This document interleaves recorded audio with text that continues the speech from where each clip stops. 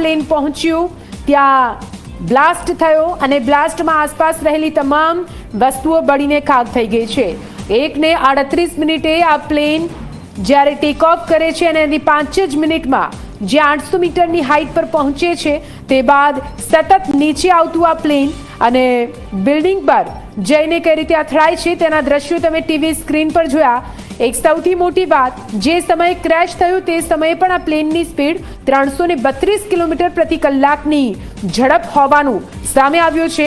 એટલે એ જે અથડામણ છે, જે ટક્કર છે તે પણ કેટલી ભયાવહ હશે। બિલ્ડિંગ સાથેની વિમાનની ટક્કર પણ એટલી ભયાવહ કે બિલ્ડિંગને તોડીને અંદર આ વિમાન ઘૂસી ગયું છે।